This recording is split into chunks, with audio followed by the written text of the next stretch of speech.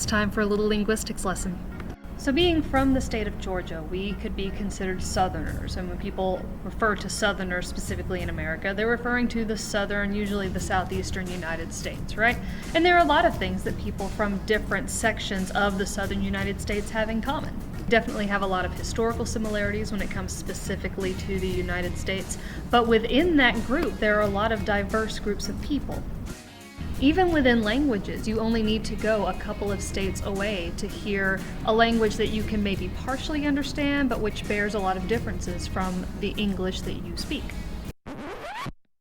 Hi, this is Dr. Welchel from the future. I decided that I don't like the way that Dr. Welchel set up that metaphor, so rather than refilm the entire video, I'm just going to drop in a better definition here.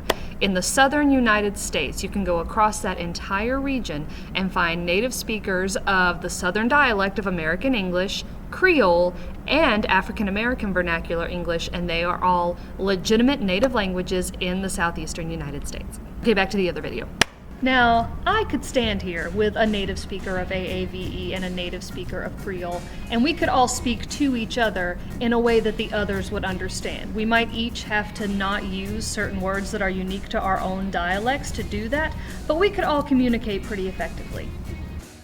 A non-native speaker of English could observe our conversation among the three of us, and not knowing that these dialects exist, just decide that, oh, that's American English. And they would be at least partially right. But just to look at the three of us hypothetical people together and say, oh, those people just speak American English, would be reductive. We each speak specific varieties of American English. This brings us to Muana Moke, which is in a language called Lingala. In the 1800s, there were several different groups of people who lived along the Congo River who all traded with one another. All of these different groups of people who lived along the Congo River, who tended to trade with each other, were seen by outsiders as being connected to each other even though they were different. So they were referred to collectively as the Bangala, in the same way that we, with the other southern states, could be referred to as Southerners. And they spoke different varieties of Bantu languages, including elements of Swahili, Losengo, Zande, etc. These languages were distinct, but they bore enough of a resemblance to each other that all of these different groups of people who spoke different languages sort of found the words they had in common and used just those words to trade with each other and to communicate across different groups. So then when people from even farther outside their sphere of influence, like people from far-flung areas of the continent or people from outside the continent of Africa, observed them communicating with each other, they assumed that that language they were all using to communicate with each other was the language of the Bangala people, and it was called Lingala. In the same way that an outsider could look at Georgia, Louisiana, and the states around us and between us as the South. We're all the South and we all speak American English, which is partially true, but glosses over a lot of nuances between us. So Muana Moke in Lingala is based on a folk song from the Democratic Republic of the Congo. The translation is, "A child does not smoke a pipe." I can't help you understand why that's something that they're singing about. But I also can't help you understand why Jimmy would crack corn and I don't care. Now, the way the words are spelled literally within your music, I'm not talking about the bottom of the first page where he spells it phonetically for us. The way it is actually spelled in your music actually plays off of the way that we would read those vowels and consonants if we were singing in Latin. In Muana, that U next to the A, we're going to treat that U kind of like a W, or just sort of allied through it. But other than that, all of the consonants are pronounced the same way you would pronounce them in English. All of your A's are pronounced A.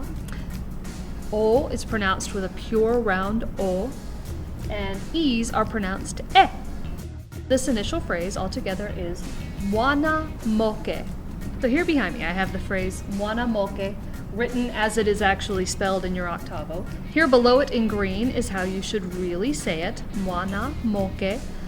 Here in red is how you're going to want to say it because you're from the southern United States.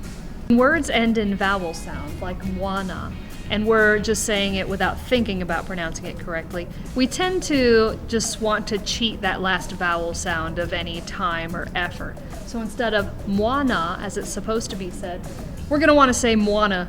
And then that second word has two opportunities for something we use in southern United States English all of the time, and that's diphthongs.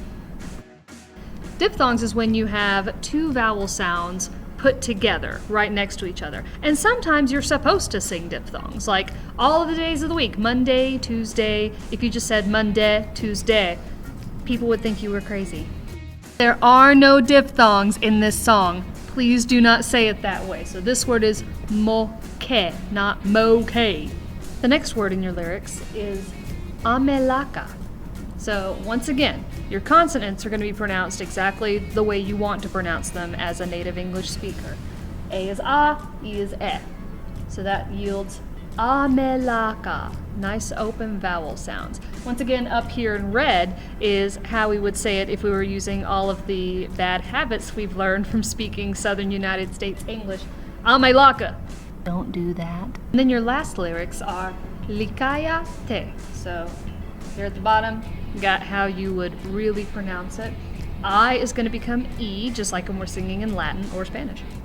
A's are A's, E is E. Consonants are exactly what you think they should be. So it's likaya te. Up here is how we would say it if we weren't thinking about it. Likaya te. So all of your Lingala texts together. Muana Moke, ameaka likaya te. In your rehearsal tracks, there's a set of 3 folders in that module that are for each of the 3 parts. Part 1, the Descant Singers, and Part 2, that's just slow. And it's slow and also on text so that you can get used to singing these fancy words. Now that you've watched this little lesson in your Lingala lyrics, you should be able to use those tracks and start putting the song together.